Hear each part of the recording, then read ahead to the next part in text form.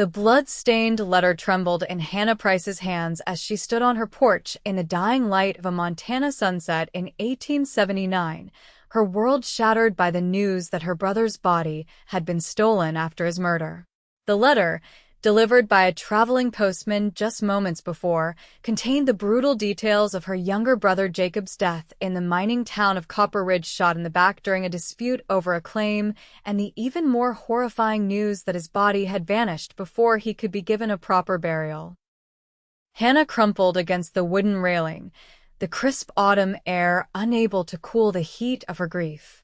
At 26, she had already endured more loss than most, her parents to cholera, her husband Thomas to the war, but this was different. Jacob had been her last living kin, the one who'd sent money from his mining ventures to help her keep their family ranch running. Now he was gone, and someone had the audacity to steal even his mortal remains. She had been preparing to travel to Copper Ridge anyway, planning to surprise Jacob with a visit. Now her journey would have a far darker purpose. With trembling fingers, she folded the letter and tucked it into her pocket. By first light, she would be on her way to find answers and justice. The journey took 4 grueling days by stagecoach, each jolt and sway of the vehicle only adding to Hannah's torment. Her fellow passengers, sensing her grief, gave her space, speaking in hushed tones around her. One man, a traveling salesman, offered his condolences when she briefly explained her situation, but his eyes held more curiosity than compassion. Copper Ridge appeared suddenly from behind a towering wall of pines, a sprawling mining settlement carved into the mountainside. The main street bustled with activity, miners fresh from their shifts, merchants hawking supplies, women in colorful dresses entering and leaving the saloon. It was a place full of life, which only made Hannah's mission feel more hollow. The stagecoach rolled to a stop in front of the Copper Ridge Hotel. Hannah gathered her single bag and stepped down, immediately struck by the noise and commotion after days of relative quiet. A man stumbled out of the nearby saloon, shouting obscenities at someone inside. 2 miners argued over a sack of tools at the general store's entrance. This was not her quiet Montana ranch. This was a place where fortunes were made and lost daily, where desperation hung in the air like the ever-present dust. "Madam, you need a room?" A hotel attendant appeared at her side, reaching for her bag. "Yes," Hannah said. "And information.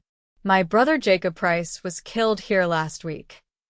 The young man's face fell, and he glanced nervously around. "You might want to speak with Sheriff Coleman about that, madam. It's been the talk of the town." "What has?" Hannah pressed, her heart racing. "His murder or the theft of his body?" "Both," the attendant whispered, taking her bag and gesturing toward the hotel entrance. "Sheriff's office is down the street. But, madam, if I were you, I'd be careful who I talk to. Some strange things have been happening since your brother was killed." Inside her modest room, Hannah washed the dust from her face and changed into a clean dress. Her reflection showed a woman hardened by grief, her once bright hazel eyes now shadowed, her auburn hair pulled back severely.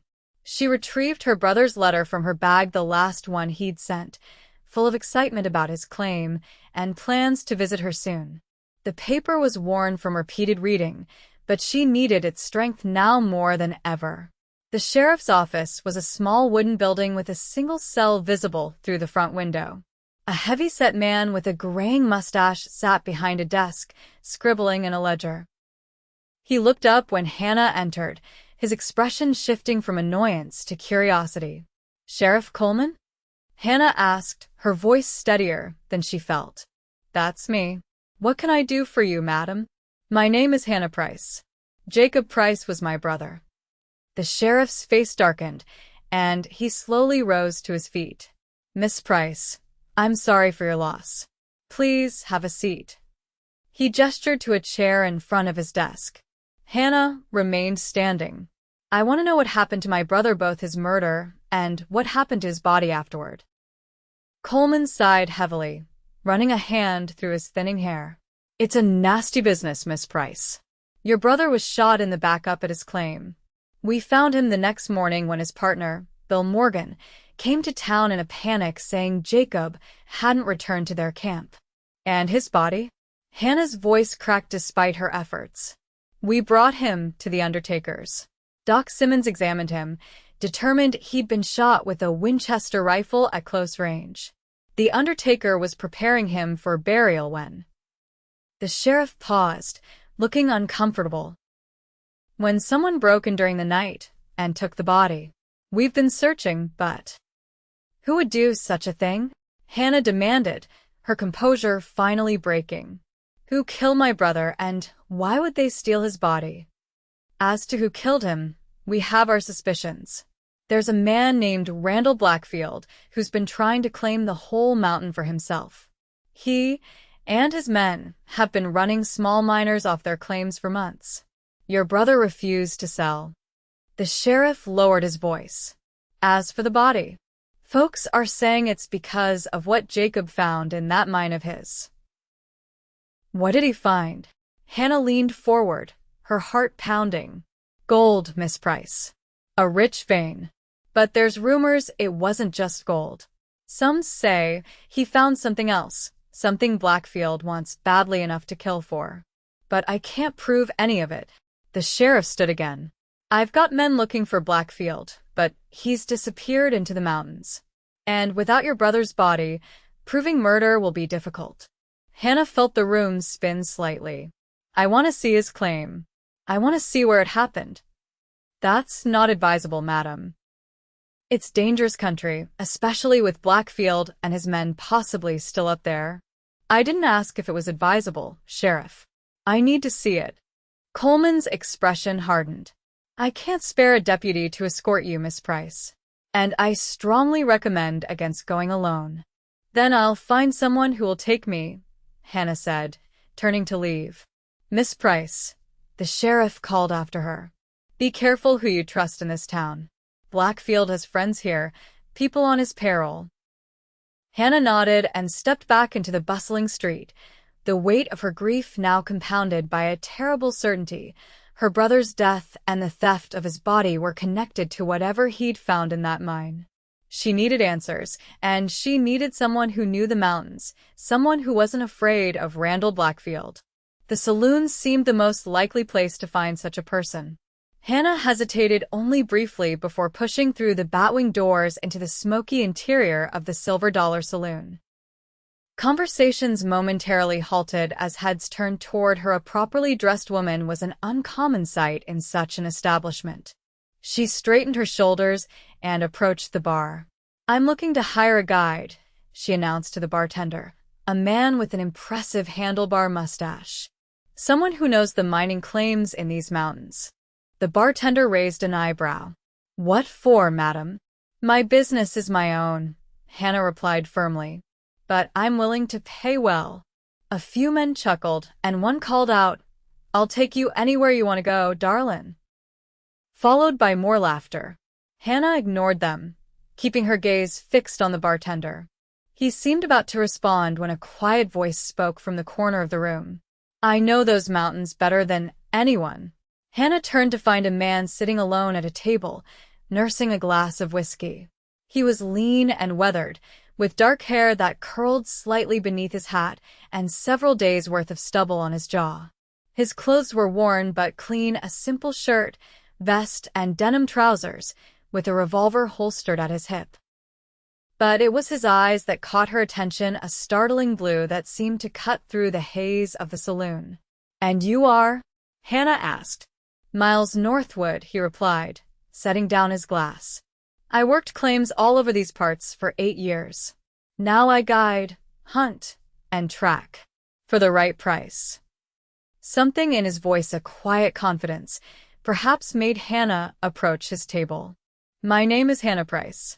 My brother Jacob was murdered at his claim last week, and then his body was stolen from the undertaker. I need to get to his claim to find answers." Miles studied her for a long moment. "Jacob Price," he repeated softly. "Good man. Honest. One of the few in these parts. He gestured to the chair across from him. Sit, Miss Price. Tell me exactly what you're looking for. Hannah sat, aware of the curious glances from around the saloon. I need to see where my brother died. I need to understand why someone would kill him and then steal his body. Sheriff Coleman mentioned a man named Blackfield. Miles's expression darkened. Randall Blackfield. The man thinks he owns these mountains. He leaned forward, lowering his voice. Your brother's claim was promising. Very promising. I helped him assess it when he first staked it. If he found what I think he did, Blackfield would kill for it. Will you take me there? Hannah asked directly. It's dangerous, Miles warned. Not just the terrain, but Blackfield's men patrol those ridges. And a woman alone with a man like me might find her reputation in tatters. My reputation concerns me far less than justice for my brother, Hannah replied firmly. And I'm not afraid of danger. A ghost of a smile touched Miles's lips. No, I don't suppose you are. He finished his whiskey and set the glass down with a decisive tap. $10 a day, plus expenses. We leave at first light tomorrow. Wear something practical and bring warm clothes. The mountains get cold at night. Thank you, Mr. Northwood, Hannah said, relief washing over her. Don't thank me yet, Miss Price. His blue eyes held a warning. What you find up there might not bring you any peace. Hannah met his gaze steadily. Peace isn't what I'm looking for. As she stood to leave, Miles added quietly, I knew your brother, Miss Price. Not well, but enough to know he was a good man. He didn't deserve what happened to him. Hannah paused, surprised by the emotion in his voice. Did you see him? Before? I saw him 3 days before he died, Miles replied. He was excited about something he'd found. Said it would change everything. His jaw tightened. Next I heard he was dead, and his body gone. Something's not right about any of this, and the sheriff's not doing nearly enough to get to the bottom of it. Hannah nodded, a sudden realization striking her. You've been asking questions yourself, haven't you? A wry smile crossed Miles's face. Let's just say I don't like mysteries, Miss Price. Especially when they involve good men dying. Then we have that in common, Mr. Northwood. With that, Hannah turned and left the saloon, aware of Miles's gaze following her out. Back in her hotel room, Hannah opened her valise and removed the most practical clothing she'd brought: a simple skirt and blouse, a warm shawl, and sturdy boots. It wasn't ideal for mountain trekking, but it would have to do. As she prepared for bed, her mind raced with questions. What had Jacob found? Why was it worth killing for? And could she trust Miles Northwood to help her find the truth? Sleep came fitfully, filled with dreams of Jacob calling her name from somewhere in the darkness, his voice growing fainter as she searched desperately for him. The knock on her door came just as the first light of dawn was breaking. Hannah had been awake for an hour already, dressed and ready. She opened the door to find Miles Northwood standing there, looking more trail-ready than he had in the saloon. A rifle was slung over his shoulder, and a pack rested at his feet. "Ready, Miss Price?" he asked, his expression revealing nothing of his thoughts. "Yes," Hannah replied, retrieving her small bag. "Though I'm afraid I'm not dressed as practically as you suggested." Miles's eyes traveled briefly over her attire. "It'll do for now. We can get you something better in town before we head out." At his insistence, they stopped at the general store, where Miles selected a pair of men's trousers, a heavy coat, and a wide-brimmed hat. Hannah raised an eyebrow at the trousers, but didn't object. Practicality would indeed matter more than propriety where they were going. They left town on horseback, Miles leading the way on a sturdy buckskin gelding, while Hannah rode a gentle mare the livery stable owner had recommended for her. The air was crisp and clear, the sun still low in the eastern sky as they followed a winding trail into the mountains. "Jacob's claim is about 4 hours' ride," Miles explained as they climbed. "We'll need to be careful as we approach. Blackfield's men have been known to shoot first and ask questions never. Have you had run-ins with them before? Hannah asked, skillfully guiding her horse around a fallen log. A few, Miles admitted. I've guided too many honest miners to claims Blackfield wanted. He's made it clear I'm not welcome in his territory. A grim smile crossed his face. Feelings mutual. As they rode higher into the mountains, Hannah found herself studying her guide. There was something in the set of his shoulders, the vigilant way he scanned their surroundings, that spoke of a man accustomed to danger.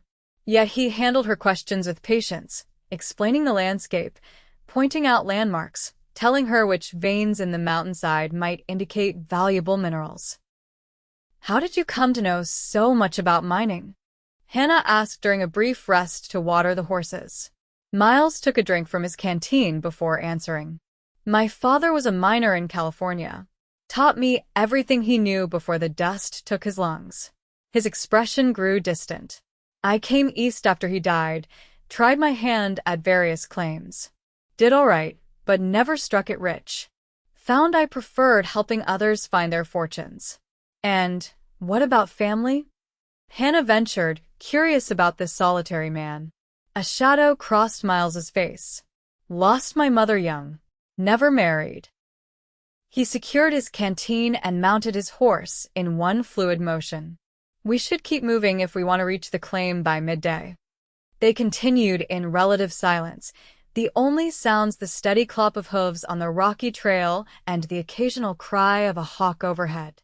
The terrain grew steeper, the pine trees taller and more densely packed. Hannah tried to imagine her brother traversing this path daily, excited about his claim, unaware of the fate that awaited him. Around noon, Miles raised a hand, signaling a halt. They had reached a ridge overlooking a small plateau where a crude cabin stood beside the dark opening of a mine shaft. A stream ran nearby, and the remnants of a campfire could be seen. That's it, Miles said quietly. That's Jacob's claim. Hannah's heart constricted at the sight. This remote, beautiful spot was where her brother had spent his final days, where he had died alone. I don't see anyone, she whispered. No, Miles agreed, his eyes scanning the surrounding forest. But that doesn't mean no one's there. Wait here. He dismounted and secured his horse to a tree, then moved forward on foot, rifle ready. Hannah watched anxiously as Miles disappeared among the trees, moving with the silent grace of a man accustomed to hunting. 5 long minutes passed before he reappeared, gesturing for her to join him. It's clear, he said as she approached, leading her mare. But someone's been here recently, within the last day or so. They made their way down to the cabin, Miles remaining vigilant, his rifle at the ready. The cabin door hung slightly ajar, and he pushed it open carefully with the barrel of his weapon. Inside was a simple one-room structure, a small stove, a rough-hewn table, 2 cots, and various mining implements scattered about. A tin cup lay overturned on the floor, and papers were strewn across the table. Hannah entered slowly, her eyes taking in every detail. This is where he lived? Yes, Miles confirmed. With his partner, Bill Morgan. The sheriff mentioned him, Hannah said, picking up one of the papers, a hand-drawn map of the claim. Where is he now? That's a good question, Miles replied, examining the cabin's corners. Morgan disappeared right after reporting your brother's death. Some say he ran off in fear. Others think Blackfield got to him too. Hannah moved to one of the cots, recognizing a shirt folded at its foot as one she'd mended for Jacob before he left for the gold fields. She touched it gently, fighting back tears. Someone's been searching for something, Miles observed, indicating the disarray. These papers have been gone through systematically. Hannah nodded, trying to focus. The sheriff said Jacob found something valuable, something worth killing for. Let's check the mine, Miles suggested. That's where he'd have been working. The mine entrance was a dark gash in the mountainside, supported by timber beams. Miles lit a lantern he'd brought in his pack, and they entered cautiously. The air immediately grew cool and damp, the smell of earth and minerals strong in Hannah's nostrils. The lantern light cast eerie shadows on the rough walls as they ventured deeper. About 50 feet in, the tunnel widened into a small chamber where tools lay scattered: pickaxes, shovels, a wheelbarrow tipped on its side. Miles held the lantern higher, illuminating the back wall of the chamber. "There," he said quietly, pointing to a section of the wall where fresh marks showed recent digging. "That's a new vein they were working." Hannah approached, running her fingers over the exposed rock. Even to her untrained eye, the thin line of glittering material was unmistakable. "Gold." "Yes," Miles confirmed. "But that's not unusual in these parts. Not enough to kill for, at least." He moved the lantern, examining the wall more closely. "Wait." He set down the lantern and used his knife to pry at something in the rock face. A small chunk of stone came loose in his hand. He turned it over, and in the lantern light, Hannah saw something embedded in the rock, a deep blue crystal that seemed to glow from within. "What is that?" she breathed, leaning closer. Miles's expression was one of awe. "If I'm not mistaken, it's a sapphire. A very large, very pure sapphire." He looked up at the vein again. "Your brother didn't just find gold. He found a vein of sapphires mixed with the gold. That's worth a fortune. More than a fortune." Hannah stared at the small blue stone. "This is why they killed him? For jewels? Men have killed for far less," Miles said grimly, pocketing the sapphire. "But this doesn't explain why they took his body." A sound from outside the mine made them both freeze, the unmistakable whinny of horses, followed by men's voices. "Blackfield's men," Miles whispered, extinguishing the lantern. "We need to go. Now." They moved quickly back through the tunnel, Miles leading the way in the sudden darkness. As they neared the entrance, he held up a hand, stopping Hannah. Carefully, he peered around the edge of the tunnel. "4 men," he whispered. "Armed. They're checking the cabin first." Hannah's heart pounded in her chest. "What do we do?" Miles's face was grim in the dim light filtering from the entrance. "There's another way out. A ventilation shaft about 30 feet back. It'll be tight, but we can make it." They retreated, finding the narrow shaft Miles had mentioned. It angled upward, barely wide enough for a person to squeeze through. "I'll go first," Miles said, securing his rifle across his back. "Then I'll pull you up." Hannah nodded, fear and determination warring within her. Miles disappeared into the shaft, his boots scraping against the rock as he pulled himself upward. A moment later, his hand appeared at the opening. "Come on," he urged. "Quickly." Hannah grasped his hand and began to climb, the rough stones scraping her arms and tearing at her clothing.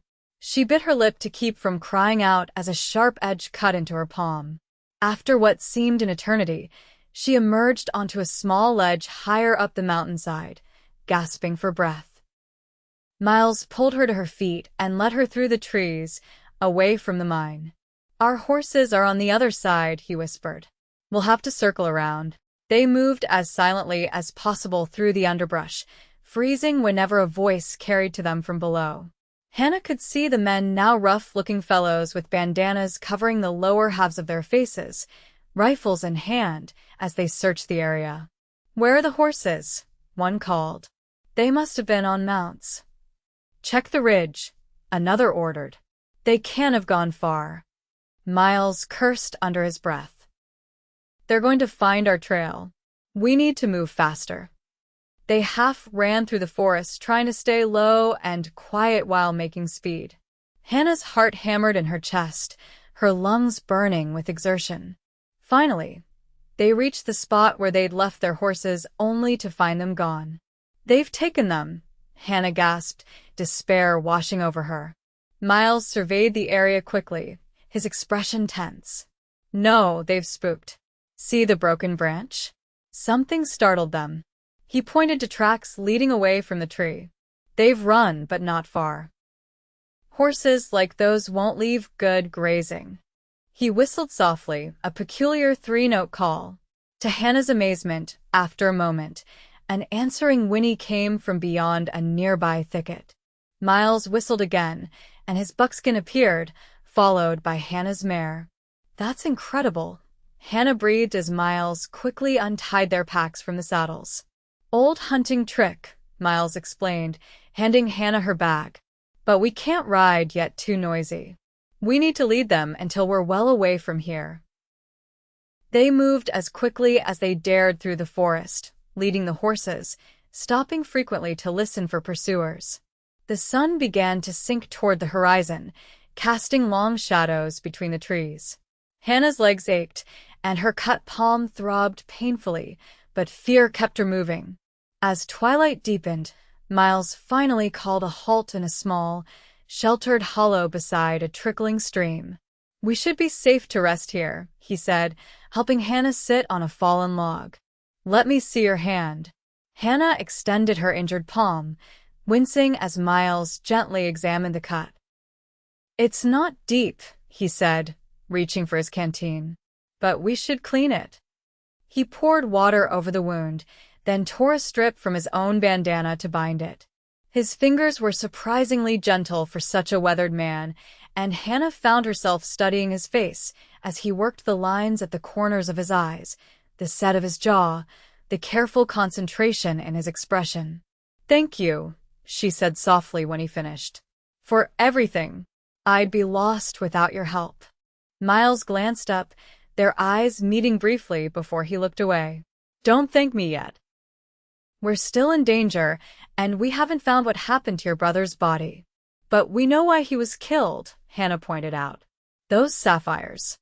"Yes, but that doesn't explain the body," Miles said, moving to unsaddle the horses. "Why take it? What purpose does that serve?" Hannah had no answer.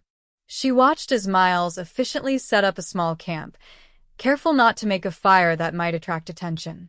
From his saddlebags, he produced jerky and hardtack, offering some to Hannah. "It's not much of a dinner," he apologized as they ate. "It's more than I expected," Hannah replied honestly. "I thought we might be running all night." "We might still have to," Miles warned. "But the horses needed rest, and so did you." He hesitated, then asked, "Why did you come alone, Miss Price? Most women would have let the law handle this." Hannah looked down at her bandaged hand. "Jacob was all I had left. Our parents died years ago. My husband died in the war." She took a deep breath. "Jacob kept our family ranch going with what he sent from his mining. But more than that, he was good. Truly good. He deserved better than to be shot in the back and then desecrated by having his body stolen." Her voice broke slightly on the last words.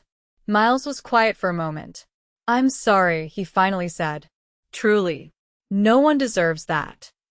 He seemed about to say more when a sound in the distance made him stiffen. "Voices," he whispered. "They're tracking us." They quickly gathered their meager belongings and mounted their horses, Miles leading the way deeper into the forest. The night was clear, the moon providing just enough light to see by as they picked their way through the trees. Behind them, Hannah could occasionally hear faint voices and the crack of branches. "They're persistent," Miles muttered as they forded a shallow stream, hoping to throw off their trail. "Blackfield must be desperate to keep that sapphire vein secret." "Where are we going?" Hannah asked, her voice barely audible over the soft splashing of hooves in water.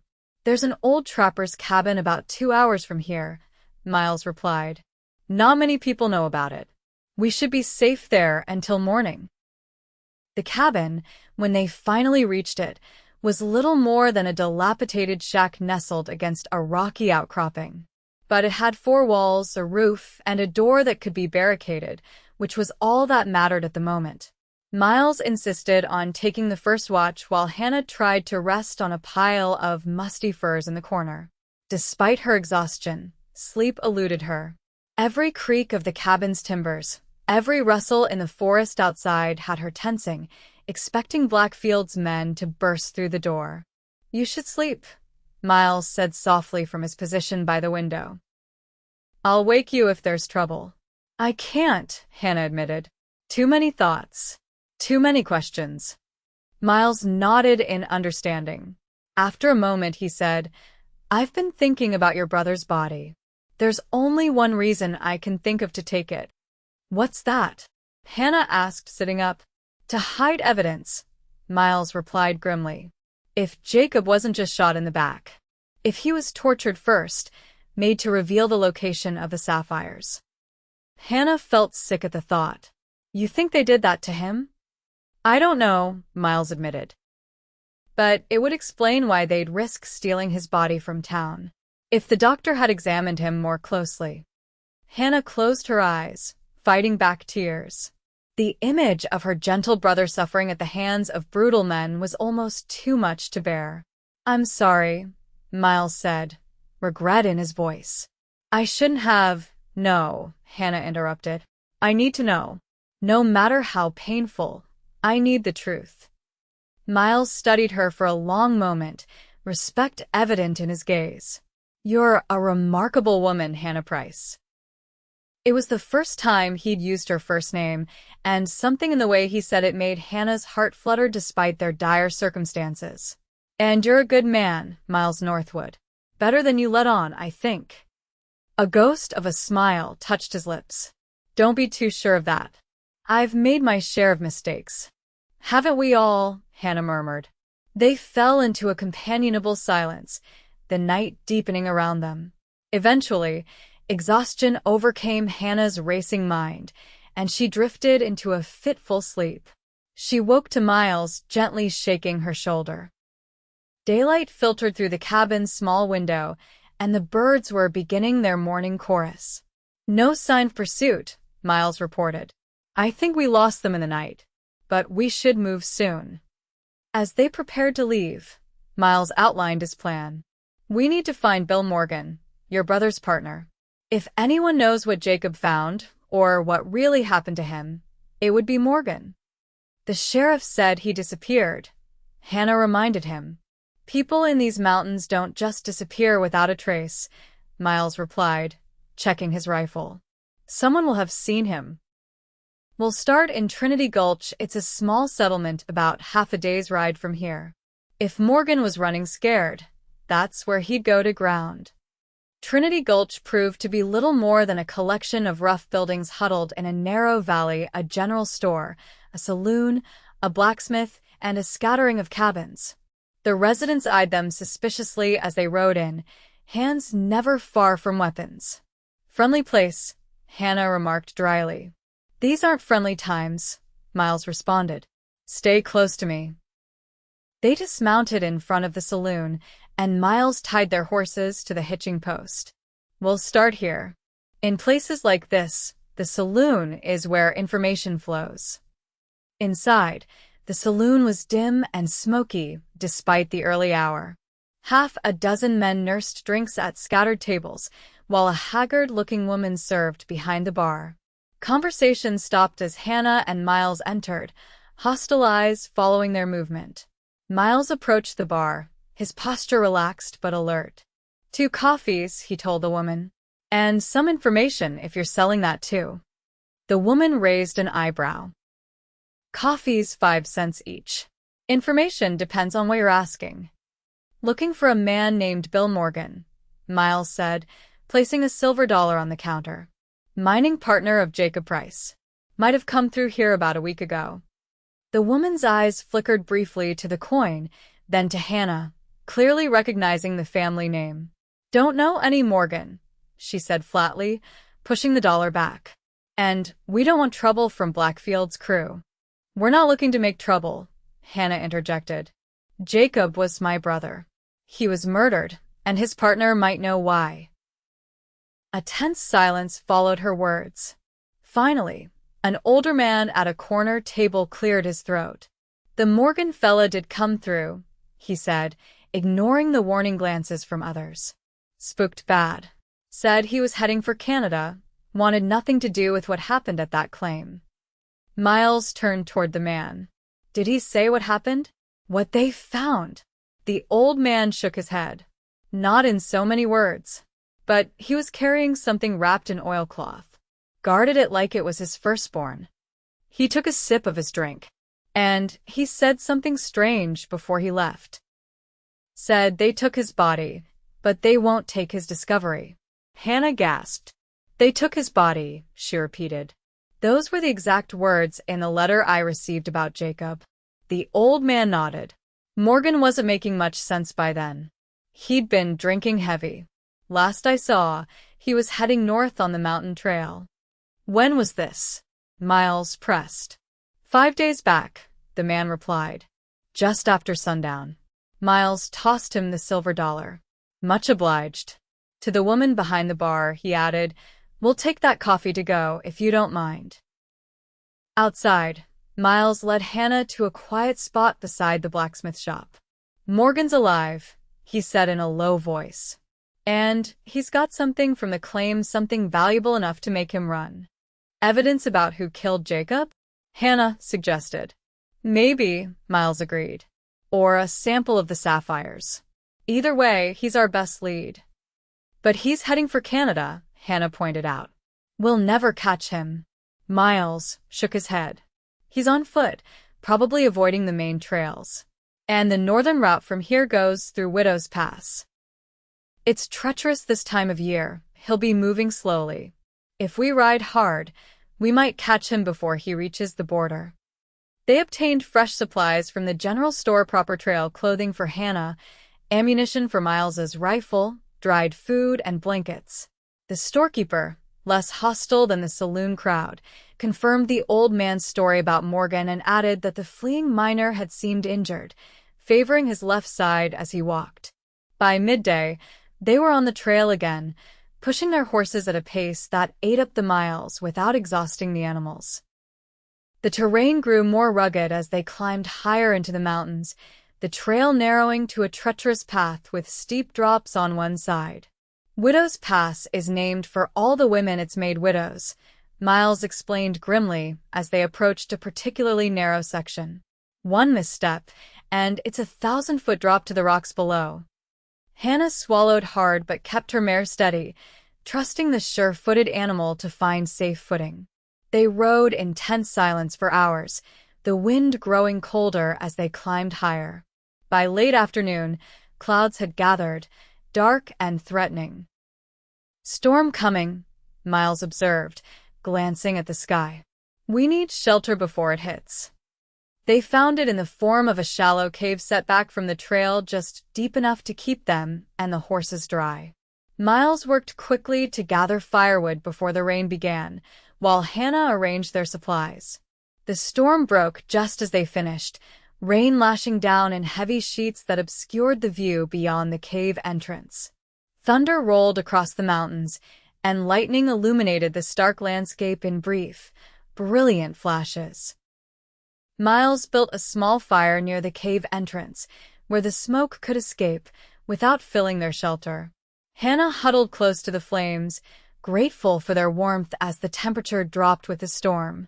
How far to the border? She asked as Miles joined her by the fire. 2 days' ride, maybe 3 in this weather, he replied, offering her a strip of jerky from their provisions. If Morgan's injured and on foot, he's at least 4 or 5 days ahead of us. Hannah accepted the food, her fingers brushing his in the exchange. Do you think we'll find him? Yes, Miles said with quiet certainty. One way or another. They ate in comfortable silence, listening to the storm rage outside. Eventually, Hannah asked the question that had been on her mind since they'd left Trinity Gulch. Why are you doing this, Miles? Why risk so much for a man you barely knew and his sister you just met? Miles poked at the fire, watching the sparks rise. I told you I knew your brother, he said finally. What I didn't say was that he saved my life once. Hannah's eyes widened in surprise. How? When? Last winter, Miles explained. I got caught in a blizzard up near Timber Creek. Bad one. Lost my horse, lost my way. Was half frozen when Jacob found me. He was checking his trap lines and came across me collapsed in the snow. Miles's voice grew soft with memory. He could have left me. Most men would have. But he dragged me to his camp, thawed me out, shared his supplies. Stayed with me 3 days until the storm passed. That sounds like Jacob, Hannah said, a bittersweet smile touching her lips. When I offered to pay him back, he refused. Said all he wanted was for me to do the same for someone else someday. Miles met Hannah's gaze across the fire. I figure helping find his killer and clearing his name is the least I can do. Hannah was touched by this simple sincerity in his voice. Jacob would be grateful. As am I. As the evening wore on, the storm showed no signs of abating. They spread their blankets on opposite sides of the fire, each lost in their own thoughts as the flames danced between them. Hannah found herself watching Miles when he wasn't looking the way the firelight played across his features, the careful way he checked their supplies, the protective glances he cast toward the cave entrance. In just 2 days, this near stranger had risked his life for her, shown her kindness and respect, and become her only ally in a dangerous quest. She felt drawn to him in a way she hadn't felt for any man since Thomas died. You should get some rest, Miles said, catching her gaze. I'll take first watch. You haven't slept properly in 2 days, Hannah pointed out. I can take the first watch. I'm used to going without sleep, Miles countered. And no offense, but I'm better at spotting trouble before it arrives. Hannah couldn't argue with that. Wake me in a few hours, then. I insist. Miles nodded, settling himself near the cave entrance with his rifle across his lap. Hannah wrapped herself in her blanket and closed her eyes, the crackling fire and steady rhythm of rain eventually lulling her to sleep. She dreamed of Jacob not as he must have been in his final moments, but as he had been in life, laughing, strong, full of dreams and plans. In the dream, he was trying to tell her something, his lips moving without sound, his eyes urgent. Hannah strained to hear, but the words wouldn't come. Then Jacob was fading, being pulled away into darkness, his hand outstretched toward her. Hannah woke with a gasp, sitting upright. The fire had burned low, and the cave was filled with shadows. Outside, the rain had stopped, though she could hear water dripping from the rocks. Miles was still at his post, his profile silhouetted against the faint moonlight now filtering through the clouds. Bad dream? He asked softly. Hannah nodded, pushing back her tangled hair. Jacob was trying to tell me something. Something important. Miles didn't dismiss her words as mere dream fancy. Instead, he asked, any idea what? No, Hannah admitted. But it felt real. She rose and moved to sit beside him at the cave entrance. The air was fresh and cool after the storm, the night sky clearing to reveal a canopy of stars. Below them, the mountain fell away into darkness, while ahead, the trail gleamed faintly in the moonlight, winding its way higher into the pass. It's beautiful, Hannah murmured, gazing at the wild, rugged landscape. Yes, Miles agreed, though when she glanced at him, she found him looking not at the view, but at her. He quickly averted his gaze. You should try to sleep more. We have a long ride tomorrow. So should you, Hannah countered. I'm awake now. Let me take watch. After a brief argument, Miles relented, handing her his rifle with brief instructions on how to use it if necessary. He stretched out by the dying fire, but didn't immediately close his eyes. Hannah, he said after a moment, if we find Morgan, and he leads us to Blackfield, what then?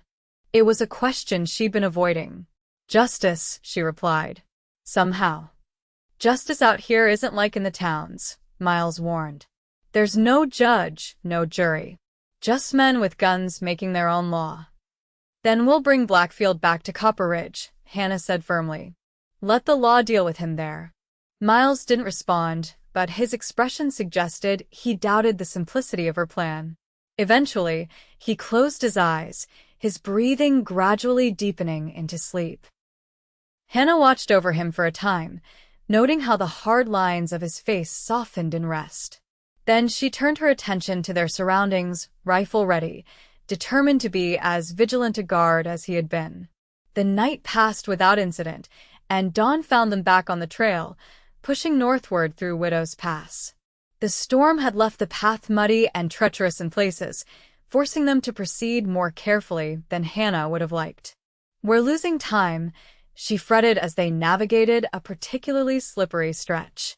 "Better slow than dead," Miles replied pragmatically. "Besides, Morgan will be facing the same conditions, and he's on foot." By midday, they had cleared the worst of the pass and descended into a more forested area. Here, the trail widened slightly, allowing them to ride side by side when the terrain permitted. "There's a trading post about 3 hours ahead," Miles informed her. "Last outpost before the border. If Morgan passed through, someone there will remember him." The trading post turned out to be a sturdy log building surrounded by smaller outbuilding storage sheds, a stable, and what appeared to be the proprietor's living quarters. 2 men sat on the porch, rifles across their knees, watching Hannah and Miles approach with suspicious eyes. "State your business," one called as they neared. Looking for supplies and information, Miles responded easily, dismounting and helping Hannah down from her mare. The men exchanged glances, but made no move to stop them as they climbed the steps to the porch. Inside the trading post, shelves were stocked with a surprisingly diverse array of goods, tools, weapons, clothing, preserved foods, and various frontier necessities. Behind a counter stood a barrel-chested man with a magnificent white beard, eyeing them with interest. "Don't get many proper ladies through here," he observed, nodding to Hannah. "You folks headed to Canada?" "Looking for someone who is," Miles replied. "Man named Bill Morgan. Mining partner of a murdered man. Would have come through in the last few days." The bearded man's expression shifted subtly. "Might have seen someone fitting that description." "Why were you looking for him?" Hannah stepped forward. "My brother was the man murdered. Jacob Price. We believe Morgan knows who killed him and why." The trader's face softened slightly at her words. "Sorry for your loss, madam. Mining country's a hard place." He stroked his beard thoughtfully. "Fellow you're describing came through 2 days ago. Bought supplies, kept to himself. Seemed jumpy. Had a wound in his side, said he'd fallen on rocks, but it looked more like a bullet grazed to me." "Did he say where he was headed?" Miles pressed. "Not in so many words," the trader replied. "But he asked about crossing points into Canada that weren't watched by border patrols." "And did you tell him?" Hannah asked. The trader shrugged. "Might have mentioned a few places. Old trappers route about a day's ride northwest of here. Indians use it sometimes for trading. No official crossing, but it'll get you into Canada, if that's where you're set on going." Miles nodded his thanks. "We'll need supplies. And any advice you have about that route?" As the trader gathered what they needed, he lowered his voice. "Word of warning. Man you're after wasn't alone when he left here." Hannah's heart sank. "Blackfield's men found him?" "Don't know about that," the trader said. "But another fella came through asking the same questions you are, just a few hours after Morgan left. Hard-looking man, scar across his jaw. Said he was Morgan's friend, worried about him." Miles and Hannah exchanged glances. "Did he follow Morgan?" Miles asked. "Headed the same direction," the trader confirmed, wrapping parcels of supplies. "And I'll tell you something else, I've been running this post for 15 years. I know a killer when I see one. That man wasn't Morgan's friend." They left the trading post with fresh supplies and a crude map the trader had drawn showing the trappers' route to the border. As they rode away, Hannah couldn't shake the feeling that time was running out. "If Blackfield's man is on Morgan's trail, we need to find him first," she said urgently. "We will," Miles assured her, though his expression was grim. "We're gaining on them, and we're on horseback while they're on foot." They rode hard for the rest of the day, following the increasingly faint trail as it wound through dense forest. By evening, They had reached a swift-flowing river where the path seemed to end abruptly. "This is where we cross," Miles said, consulting the trader's map. "The trail continues on the other side." The river looked formidable, not terribly wide, but deep and fast-moving with recent rain. Miles spent several minutes walking along the bank, studying the flow, before finding a spot he deemed crossable. "Stay directly behind me," he instructed Hannah. "The current's strong, but there's a natural ford here where the riverbed rises. Keep your horse steady and follow my lead." Hannah nodded, gathering her courage as Miles urged his buckskin into the water. The horse entered cautiously, testing each step before committing its weight. Hannah followed, her heart pounding as the cold water rose around her mare's legs. Midway across, the current tugged more strongly, and Hannah's mare whinnied in distress, momentarily losing its footing. Hannah clung to the saddle, fighting panic as water splashed around her. "Easy," Miles called back. "Steady pressure on the reins. Let her find her footing." Hannah forced herself to follow his instructions, and the mare regained its balance, continuing forward with more confidence. A minute later, they emerged on the far bank, both riders and horses soaked but safe. "You did well," Miles said as Hannah dismounted on shaking legs. "The horse did well," Hannah corrected with a nervous laugh. "I just held on." They made camp early, needing to dry out before the night grew cold. Miles built a large fire, and they spread their wet clothing on nearby branches to dry, each wrapping in a blanket for modesty's sake. The situation should have been awkward, but somehow it wasn't. They had faced too much danger together to be troubled by such minor improprieties. As darkness fell and they ate a simple meal of beans and hardtack, Miles studied the trader's map by firelight. "According to this, we should reach the border crossing by tomorrow afternoon. If Morgan maintained his pace, he'll be crossing into Canada around the same time." "And Blackfield's man?" Hannah asked. Miles's expression darkened. "Closer to Morgan than we are, I'd wager. But if we start at first light and push hard, we might overtake them both." Hannah nodded, determination settling in her chest. "Then that's what we'll do." They fell into a contemplative silence, the fire crackling between them, the forest alive with night sounds around them. Hannah found herself thinking of the strange journey that had brought her here from her quiet ranch to this wild place, pursuing her brother's killer alongside a man who was rapidly becoming much more than a hired guide to her. "What will you do?" she asked suddenly. "After all this is over?" Miles looked up from the map, seeming surprised by the question. "Haven't thought that far ahead," he admitted. "Go back to guiding, I suppose. It's what I know." "You could do more," Hannah said softly. "A man with your skills, your knowledge of these mountains. You could have your own claim. Or a ranch." A ghost of a smile touched Miles's lips. "Never been one for settling down. No family waiting somewhere?" Hannah pressed, trying to keep her tone casual. Miles shook his head. "Told you before, no family."